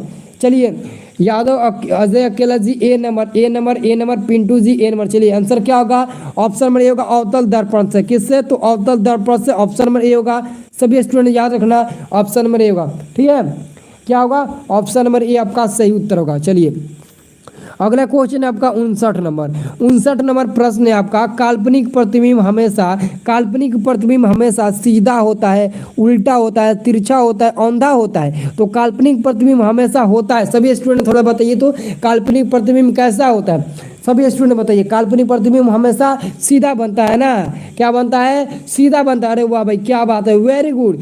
काल्पनिक प्रतिबिंब हमेशा सीधा बनता है, याद रखिएगा। 59 का सही क्या आंसर होगा, 59 का जो सही उत्तर होगा ऑप्शन नंबर ए होगा। क्या होगा, ऑप्शन नंबर ए आपका सही उत्तर होगा, सीधा होता है। ठीक है, अगला आपका प्रश्न है, अभिनेत्र लेंस की फोकस दूरी में परिवर्तन किया जाता है। अभिनेत्र लेंस की फोकस दूरी में परिवर्तन किया जाता है, अभिनेत्र लेंस की फोकस दूरी में परिवर्तन किया जाता है पुतली द्वारा, या फिर ऑप्शन नंबर बी में दृष्टिपटल द्वारा, पक्षाभि द्वारा, या फिर परितारिका द्वारा। ठीक है, तो सब लोग इसका आंसर बताइएगा। देखिए इसका आंसर होना चाहिए ऑप्शन नंबर सी, पक्षाभि मांसपेशिया द्वारा। आंसर होगा आपका सी नंबर, याद रखिएगा सी नंबर सभी स्टूडेंट। ठीक है, क्वेश्चन आपका 61 नंबर। 61 नंबर प्रश्न आप लोग देखिए। 61 नंबर प्रश्न की स्पेक्ट्रम में किस रंग के किरण का झुकाव अधिक होता है, स्पेक्ट्रम में किस रंग की किरण का झुकाव अधिक होता है, लाल, हरा, पीला, बैंगनी। लाल, हरा, पीला, बैंगनी। सर नाम बोली सना सर जी, नाम में क्या रखा है, सब तो पढ़ाई में रखा है ना। स्पेक्ट्रम में किस रंग की किरण का झुकाव अधिक होता है, स्पेक्ट्रम में किस रंग की किरण का झुकाव अधिक होता है, लाल रंग, हरा रंग, पीला रंग, बैंगनी रंग। तो देखिए इसका आंसर होगा डी नंबर। आंसर क्या होगा, देखिए आंसर होगा डी में। देखिए जिस रंग का तरंग दैर्घ्य कम होता है उसका मतलब झुकाव जो होता है ना वो अधिक होता है। तो बैंगनी रंग का तरंग दैर्घ्य सबसे कम होता है तो इसका झुकाव सबसे अधिक होगा। तो आंसर होगा आपका डी नंबर, बैंगनी का तरंग दैर्घ्य कम होता है तो झुकाव इसका अधिक होगा। अगला क्वेश्चन आपका 62 नंबर। स्पेक्ट्रम प्राप्त करने के लिए किसका उपयोग होता है, स्पेक्ट्रम प्राप्त करने के लिए किसका उपयोग होता है, सभी स्टूडेंट बताइए तो। स्पेक्ट्रम प्राप्त करने के लिए किसका उपयोग किया जाता है, स्पेक्ट्रम प्राप्त करने के लिए किसका उपयोग किया जाता है, चलिए बताइए तो। अंकित कुमार यादव, चंदन, प्रांक, नीतीश, राकेश, प्रताप सिंह, रंजय, निकेता कुमारी और चंदन। चलिए भुवनेश्वर यादव, उत्तम यादव, पिंटू, फनी भाई, आलोक कुमार, नीतीश गुरुपान, भुवनेश्वर जी। ठीक है, एमआई टेक। चलिए बहुत बहुत शुक्रिया आप सभी को। आंसर मिल गया डी नंबर, प्रिज्म।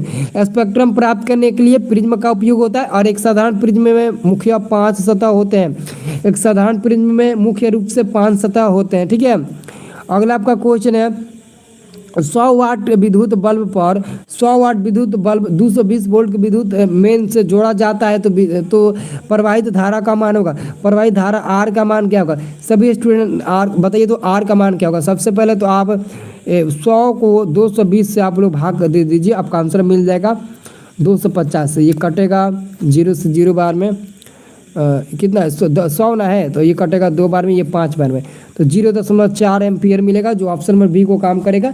0.4 यानी कि आंसर क्या होगा आपका ऑप्शन नंबर बी होगा। ठीक है, आंसर क्या होगा ऑप्शन नंबर बी हो जाएगा 0.4। क्या होगा 0.4 एम्पियर। सभी लोग स्टूडेंट याद रखना, आपका 63 का आंसर होगा ऑप्शन नंबर बी 0.4। क्या आंसर होगा ऑप्शन नंबर बी होगा 0.4। ठीक है, आंसर याद रखिएगा।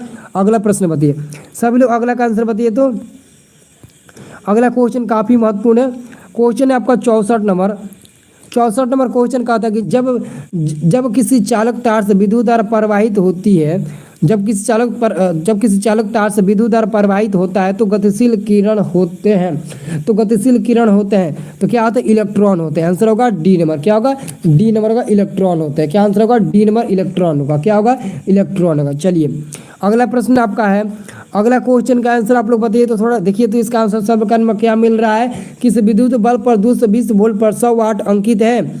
जब इसे 110 वोल्ट पर प्रचलित करते हैं तो बल्ब इसके द्वारा उपभोक्त शक्ति कितनी होती है? सभी स्टूडेंट इसका आंसर बताइए। तो क्या आंसर का देखते हैं 65 का कितने लोग सही आंसर बता पाते हैं। देखते हैं आप लोगों का 37 का आंसर पता है कि नहीं। अगर पता है तो बहुत ही बढ़िया। देखते हैं कितने लोग 37 का आंसर बता पाते हैं। मुझे तो पूरा उम्मीद है कि आप लोग आंसर बता ही देंगे, क्योंकि ये काफ़ी महत्वपूर्ण क्वेश्चन है, क्योंकि ये क्वेश्चन बहुत ही इंपॉर्टेंट है आपके बोर्ड एग्जाम के लिए। ठीक है, तो आप लोग बता सकते हैं। ठीक है, तो ज़रूर बताइएगा सभी स्टूडेंट। ठीक है, चलिए बहुत बहुत शुक्रिया। आज का आंसर मिला 25 वाट होगा। ऑप्शन नंबर डी होगा, 25 वाट मिलेगा। क्या मिलेगा? आंसर मिलेगा डी नंबर 25 वाट। अगला क्वेश्चन बताइए। तो अगला क्वेश्चन है बैटरी से किस प्रकार की धारा प्राप्त होती है। अगला क्वेश्चन है बैटरी से किस प्रकार की धारा प्राप्त होती है। बैटरी से किस प्रकार की धारा प्राप्त होती है, सभी लोग बताइए। तो देखिए इसका आंसर मैंने अगले वाले वीडियो में गलती से मैंने आपको बता दिया था, मतलब कि अलग बता दिया था गलती से। तो बैटरी से किस प्रकार की धारा प्राप्त होती है आप लोग बता देना। ठीक है, मैंने इसके पहले वाले वीडियो में थोड़ा मतलब कि बाय द वे गलती से मिस्टेक हो गया था। ठीक है, तो वहाँ पर मैंने गलती बता दिया था। इसका आंसर आपका होगा ऑप्शन नंबर ए होगा, डिस्ट धारा यानी कि डायरेक्ट करंट, डीसी होगा। ठीक है, बैटरी से डायरेक्ट करंट प्राप्त होता है। आंसर याद रखना, मैंने अगले वाले वीडियो में गलती बता रखा था, उसके लिए सॉरी। ठीक है, चलिए अगला क्वेश्चन आप लोग देखिए। अगला क्वेश्चन है विद्युत चुम्बकीय प्रेरणा की खोज किसने की थी। विद्युत चुम्बकीय प्रेरणा की खोज किसने की थी। विद्युत चुम्बकीय प्रेरणा की खोज किसने की थी? फैराडे, मैक्सवेल, एम्पियर या फिर फ्लेमिंग ने।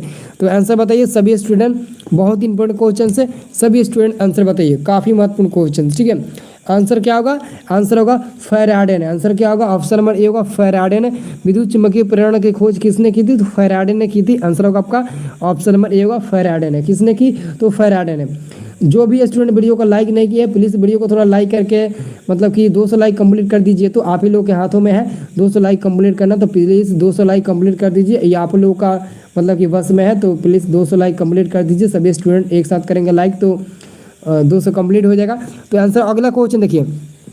अगर आपका क्वेश्चन है 68 नंबर प्रश्न है कि विद्युत जनित्र का सिद्धांत आधारित है। विद्युत जनित्र का सिद्धांत जो होता है वो आधारित होता है। तो बताइए तो विद्युत जनित्र का सिद्धांत किस पर आधारित होता है? विद्युत धारा के उसमें प्रभाव पर, प्रेरित विद्युत पर, या फिर विद्युत धारा के विद्युतीय चुंबकीय प्रेरण पर, या फिर प्रेरित चुंबकत्व पर। बताइए तो आंसर क्या होगा?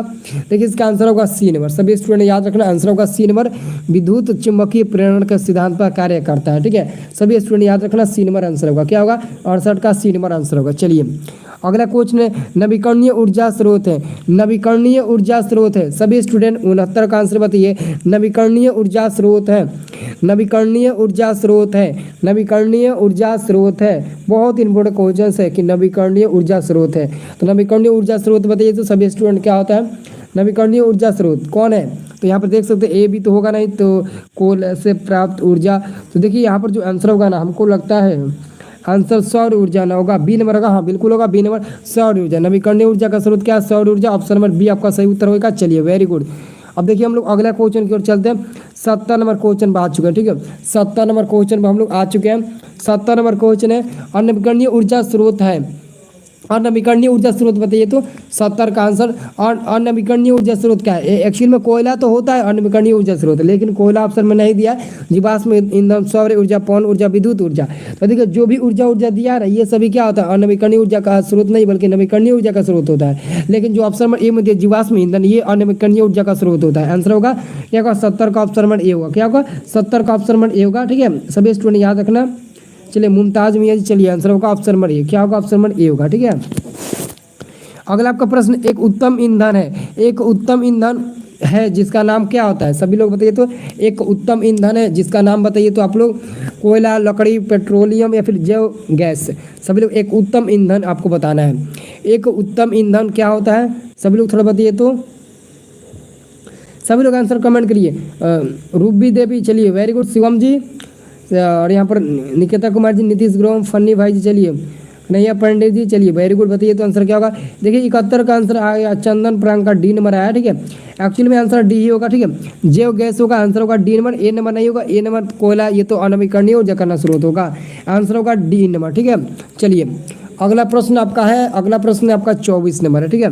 24 नंबर आपका प्रश्न है, कोई तत्व ऑक्सीजन के साथ अभिक्रिया कर उच्च गलनांक वाला यौगिक निर्धारित करती है, यह यौगिक जल में विलय है, तो वह तत्व हो सकता है, वह तत्व क्या हो सकता है? थोड़ा आप लोग बताने का प्रयास करिएगा, वह तत्व क्या हो सकता है। बहुत इंपॉर्टेंट क्वेश्चन है।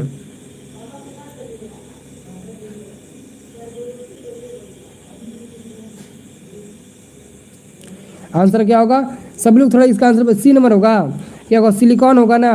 73 का डी नंबर नहीं होगा, देखिए 73 का डी नंबर नहीं होगा, 73 का सी भी नहीं होगा, बी भी नहीं होगा।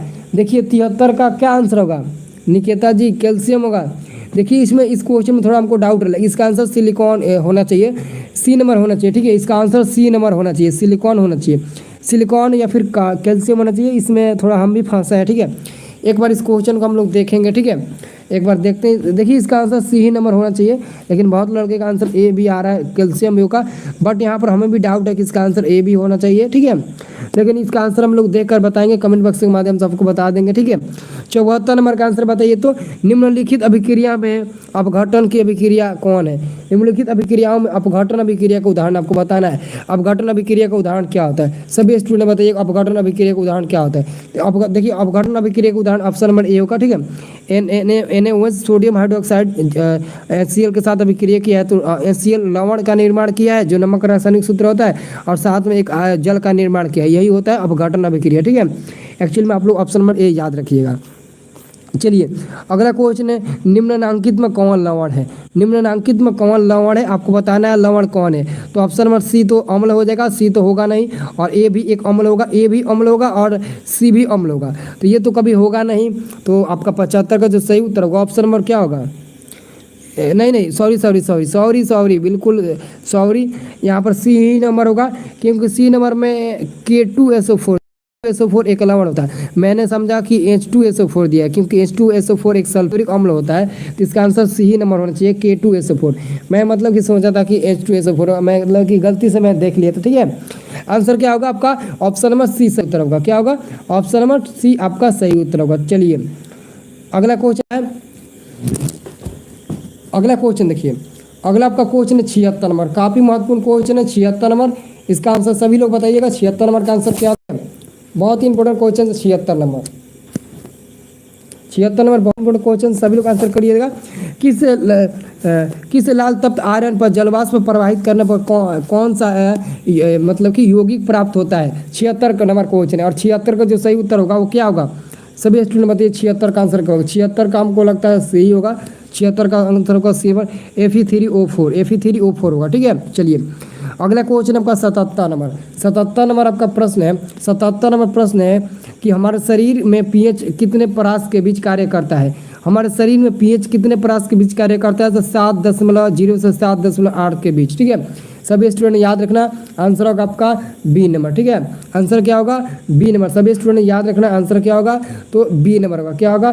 B number. बहुत इंपॉर्टेंट क्वेश्चन है, ठीक है। आंसर क्या होगा आपका? बी नंबर सही उत्तर होगा। चलिए वेरी गुड, बहुत बढ़िया। अगला क्वेश्चन के में चलते हैं, ठीक है। जो लोग हमारे व्हाट्सएप ग्रुप में नहीं जुड़े हैं, जाकर हमारे व्हाट्सएप ग्रुप में जुड़ जाइए, फटाफट आप लोग हमारे व्हाट्सएप ग्रुप में जुड़ जाइए, जिसका लिंक आपको मैंने वीडियो के डिस्क्रिप्शन में दे रखा है, ठीक है। अगर आप सभी स्टूडेंट को एग्जाम, जो फाइनल एग्जाम होता है, फाइनल एग्जाम में मतलब कि एग्जाम से 1 घंटा पहले 45 मिनट, 40 मिनट, 50 मिनट पहले लीक पेपर चाहिए, यानी कि वायरल जो पेपर हो जाता है 1 घंटा पहले हर विषय का, तो अगर आप लोगों को उसका पेपर चाहिए होगा एग्जाम में, एग्जाम के दिन, तो हमारे सेकंड चैनल को जाकर सब्सक्राइब कर लीजिएगा।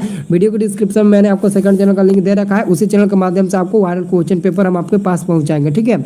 जाकर सब्सक्राइब कर लीजिएगा। अगला क्वेश्चन आपका 78 नंबर, शुद्ध सोने को व्यक्त किया जाता है, शुद्ध सोने को व्यक्त किया जाता है, 78 नंबर प्रश्न है। और शुद्ध सोने को हम लोग व्यक्त किससे करते हैं? तो 24 कैरेट के रूप में बोलते हैं, ठीक है। आभूषण बनाने वाला सोना 22 कैरेट का होता है, जबकि शुद्ध सोना को व्यक्त करते हैं 24 कैरेट के रूप में, ठीक है। आंसर क्या होगा? आंसर आपका बी नंबर सही उत्तर होगा। चलिए अगला क्वेश्चन आपका आता है 79 नंबर प्रश्न है कि कौन सा अधातु कमरे के ताप पर द्रव होता है। कौन सा अधातु जो होता है जो कमरे के ताप पर द्रव होता है, सभी स्टूडेंट बताइए तो कौन सा अधातु जो होता है जो कमरे के ताप पर द्रव होता है। कमरे के ताप पर द्रव होता है कौन सा धातु जो कमरे के ताप पर द्रव होता है। चलिए ब्रोमीन, जिसको हम लोग Br से सूचित करते हैं, जिसको हम लोग Br से सूचित करते हैं, और Br एक अधातु होता है। अगर यहाँ पर धातु पूछे तो पारा हो जाएगा, लेकिन अधातु पूछा है तो ब्रोमीन होगा। कौन सा धातु कमरे के ताप पर द्रव अवस्था में होता है, तो ब्रोमीन होता है। ऑप्शन नंबर ए होगा। चलिए अगला क्वेश्चन आपका 80 नंबर, सीसा और टीन के मिश्र धातु को कहते हैं। सीसा और टीन के मिश्र धातु को कहते हैं। 80 नंबर प्रश्न है और 80 का सही उत्तर होगा ऑप्शन नंबर ए होगा, सोल्डर कहते हैं। सीसा और टीन के मिश्र धातु को सोल्डर नाम से हम लोग जानते हैं। सभी स्टूडेंट याद रखना, सोल्डर के नाम से हम लोग जानते हैं। ठीक है, चलिए अगला आपका प्रश्न देखिए। अगला क्वेश्चन है आपका 81 नंबर, इथाइल अल्कोहल का अणु सूत्र होता है। इथाइल अल्कोहल का अणु सूत्र क्या होता है। मैंने आपको कई सारे वीडियो में बताया हूँ। सर आपका नाम क्या है, मेरे न्यू फ्रेंड पूछा है, तो मेरा नाम रंजन सर है। ठीक है, आप मुझे रंजन सर बोल सकते हैं। ठीक है, एक्चुअली मेरा ओरिजिनल नाम यही है, रंजन सर। ठीक है, क्या मेरा अच्छा नाम है, आप लोग थोड़ा कमेंट करके बताइए तो। रंजन सर, ठीक है, रंजन सर। आप लोग रंजन सर के नाम से मेरा नंबर सेव कर सकते हो, कोई दिक्कत नहीं है। ठीक है, रंजन सर। ठीक है, कमेंट कर दीजिए, मतलब कि आप लोग सेव कर लीजिएगा, study plus by Ranjan sir. ठीक है, तो इथाइल अल्कोहल का अणु सूत्र होता है ऑप्शन नंबर बी होगा, H5OH होता है। बहुत लोग हमारे व्हाट्सअप नंबर मांग रहे हैं, तो मैं आपको बता दूं मैं आपको व्हाट्सअप नंबर दे देता हूं। ठीक है, बट यहाँ पर एक और बात मैं आपको बता देता हूं। अगर आप लोगों को 2023 में एग्जाम देकर अच्छे नंबर लाना है तो मेरे पास इंग्लिश का छोड़कर बाकी सभी विषय का ऑब्जेक्टिव क्वेश्चन का PDF है। और जो मैं आपको ऑब्जेक्टिव क्वेश्चन दूंगा वो 2023 बोर्ड परीक्षा में फंसेगा। जो हंसेगा वो फंसेगा, एकदम फंसेगा, यानी कि 100% लड़ेगा 2023 बोर्ड परीक्षा में। तो आप लोगों को अगर लेना होगा तो मैं 5 subject math, social science, Sanskrit और हिंदी, 5 सब्जेक्ट का ऑब्जेक्टिव क्वेश्चन का ऑलरेडी मैंने PDF बना कर रखा है। अगर आप लोगों को चाहिए होगा तो मात्र 150 रुपया हमारे मोबाइल नंबर पर पेमेंट करके लेना होगा।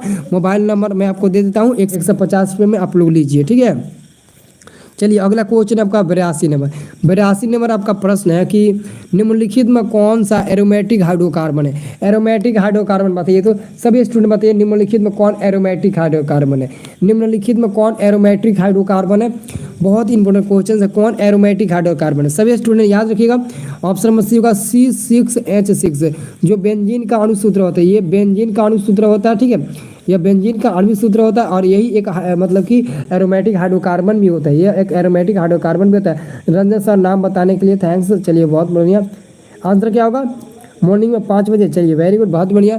क्या आंसर होगा, आंसर होगा 3 नंबर। और 83 नंबर प्रश्न के निम्नलिखित में किस हाइड्रोकार्बन में 3 अबंध बनते हैं। तो देखिए आपको ऑप्शन नंबर सी में मिलेगा C3H4। C3H4 में 3 अबंध पाए जाते हैं। ठीक है, C3H4 में 3 अबंध पाए जाते हैं। तो 83 का आंसर होगा सी नंबर। 83 का आंसर क्या होगा, सी नंबर। ठीक है, चलिए दिवाकर जी बहुत बहुत शुक्रिया। 83 का आंसर होगा सी नंबर। चलिए अगला आपका क्वेश्चन है 84 नंबर। 84 नंबर प्रश्न है कि आवर्त सारणी के उदग्र स्तंभों को कहा जाता है। आवर्त सारणी के उदग्र स्तंभों को कहा जाता है। 84 नंबर प्रश्न है कि आवर्त सारणी के उदग्र स्तंभों को कहा जाता है। आवर्त सारणी के उदग्र स्तंभों को वर्ग के नाम से हम लोग जानते हैं। वर्ग के नाम से हम लोग जानते हैं। आंसर होगा ए नंबर, वर्ग के नाम से जानते हैं। ठीक है, आवर्त सारणी के उदग्र स्तंभों को हम लोग वर्ग के नाम से जानते हैं। ठीक है, अगला क्वेश्चन है 85 नंबर आपका प्रश्न है। 85 नंबर प्रश्न कहता है आवर्त सारणी के प्रथम वर्ग के सदस्य है। आवर्त सारणी के प्रथम वर्ग के सदस्य कहलाते हैं। तो आवर्त सारणी के प्रथम वर्ग के सदस्य क्षारीय धातु कहलाते हैं। क्या कहलाते हैं, क्षारीय धातु कहलाते हैं। सभी स्टूडेंट बहुत बहुत धन्यवाद, क्षारीय धातु कहलाते हैं। ठीक है, बहुत बढ़िया, वेरी गुड। जब तक तोड़ेंगे नहीं तब तक छोड़ेंगे नहीं। जो भी स्टूडेंट हमारे इस वीडियो को लाइक नहीं किए, वीडियो को एक लाइक करिएगा। ठीक है, और हमारे साथ पहली बार क्लास कर रहे होंगे तो चैनल को सब्सक्राइब करके बेल आइकन को प्रेस कर लीजिएगा, ताकि हमारा डेली आपको क्लास मिल सके। ठीक है, डेली आपको फ्री लाइव क्लास हम देंगे शाम 7 बजे इसी चैनल के माध्यम से। अगर चैनल को सब्सक्राइब किए होंगे तो आपके पास मतलब कि नोटिफिकेशन चल जाएगा, नोटिफिकेशन चला जाएगा। ठीक है, तो आप लोगों ना जल्द से जल्द मतलब कि हमारे मतलब कि चैनल को सब्सक्राइब कर लीजिए। और व्हाट्सअप ग्रुप में नहीं जुड़े हैं अभी तक तो व्हाट्सअप ग्रुप में जाकर जुड़ जाइए। आपको वीडियो के डिस्क्रिप्शन में व्हाट्सअप ग्रुप का लिंक मिलेगा, उसी व्हाट्सअप ग्रुप में आप लोगों को ज्वाइन होना है। तो सभी स्टूडेंट व्हाट्सअप ग्रुप में जाकर जुड़ जाइए। तो एकदम फटाफट जाइए व्हाट्सअप ग्रुप में जुड़िए तो आप लोग। ठीक है, तो देखिए आंसर क्या होगा, आवर्त सारणी के शून्य वर्ग का तत्व क्या होता है, तो हीलियम होता है। ऑप्शन नंबर आपका होगा बी नंबर हीलियम। हीलियम आवर्त सारणी के ग्रुप 18 का तत्व होता है और ग्रुप 18 का तत्व शून्य वर्ग का तत्व कहलाता है। तो आंसर क्या होगा आपका, आंसर हो जाएगा ऑप्शन नंबर बी नंबर का, क्या होगा ऑप्शन नंबर बी का। चलिए वेरी गुड। अगला हम लोग क्वेश्चन देखते हैं। अगला क्वेश्चन आपका 87 नंबर। 87 नंबर काफी महत्वपूर्ण क्वेश्चन है। विभिन्न क्रियाओं के फलस्वरूप बने हानिकारक पदार्थों को शरीर से बाहर निकालने के तंत्र को कहते हैं, निकालने के तंत्र को क्या कहते हैं। चलिए सभी लोग बताइए तो एकदम फटाफट आंसर बताइए, बहुत इंपॉर्टेंट क्वेश्चन। चलिए वेरी गुड, बहुत बढ़िया बहुत बढ़िया, वेरी गुड। चलिए आंसर क्या होगा, अरे वाह भाई क्या बात है, वेरी गुड, बहुत बढ़िया बहुत बढ़िया। आंसर क्या होगा, डी नंबर ना होगा, उत्सर्जन तंत्र। क्या होगा, डी नंबर होगा। भाई सहारा जिला से का कोई है क्या। चलिए आंसर क्या होगा, आंसर आपका होगा नहीं, तंत्रिका तंत्र नहीं होना चाहिए, ठीक है, तंत्रिका तंत्र नहीं होना चाहिए, आंसर होना चाहिए उत्सर्जन तंत्र। आंसर होगा डी नंबर, ठीक है, उत्सर्जन तंत्र आप लोग याद रखिएगा सभी स्टूडेंट, क्या याद रखिएगा, उत्सर्जन तंत्र, ठीक है।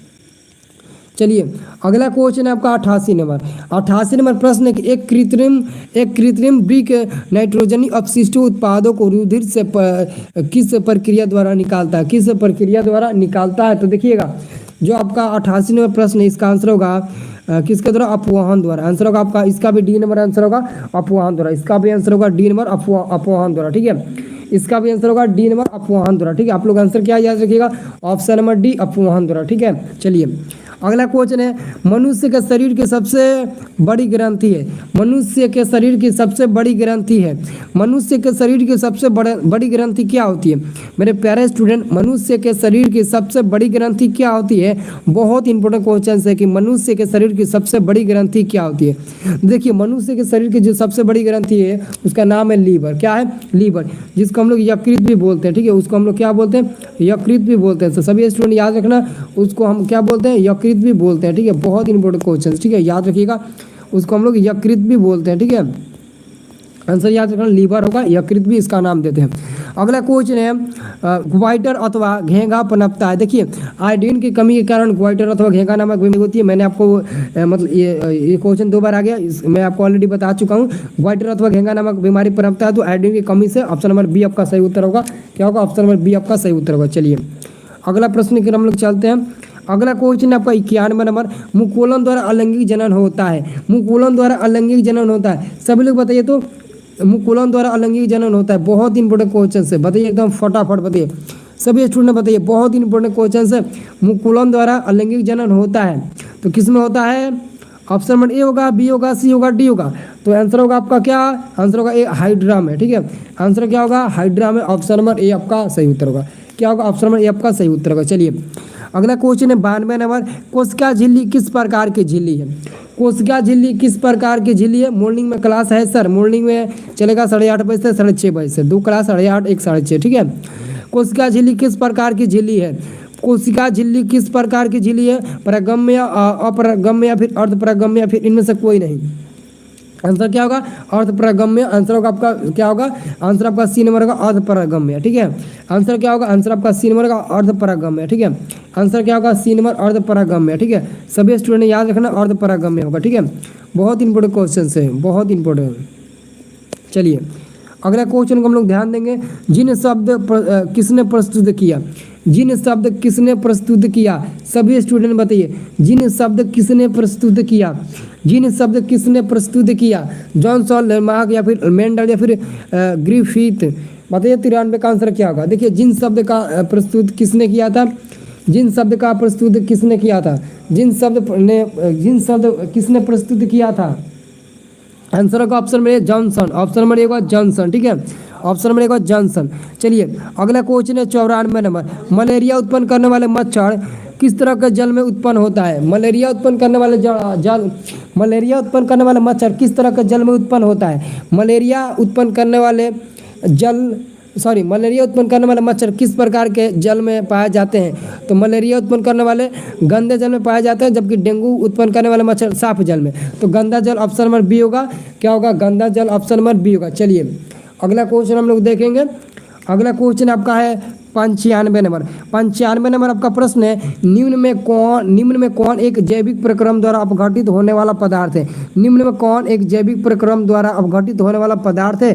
तो बता सकते हैं, तो सूखे घास पत्ते, आंसर होगा सूखे घास पत्ते। आंसर क्या होगा? सूखे घास पत्ते। अगला क्वेश्चन है आपका 96 नंबर प्रश्न है, हरे पौधे कहलाते हैं, हरे पौधे कहलाते हैं। सभी स्टूडेंट्स 96 का आंसर बताइए। तो देखते हैं कितने लोग का आंसर आता है 96 का कितने लोग का आंसर आता है। पूरा एनसीईआरटी का क्वेश्चन है, एनसीईआरटी का एकदम क्वेश्चन है, इसको एकदम रट जाइएगा। ये 96 नंबर प्रश्न बोर्ड परीक्षा 2023 में एकदम हूबहू छप जाएगा, 2023 में हूबहू छप जाएगा। आप लोग याद रखिए, हरे पौधे कहलाते हैं, हरे पौधे क्या कहलाते हैं? उत्पादक कहलाते हैं। आंसर होगा आपका ऑप्शन नंबर ए होगा, हरे पौधे उत्पादक कहलाते हैं, उत्पादक कहलाते हैं। हरे पौधे कहलाते हैं तो उत्पादक कहलाते हैं। सभी स्टूडेंट याद रखना, हरे पौधे कहलाते हैं तो उत्पादक कहलाते हैं, ठीक है।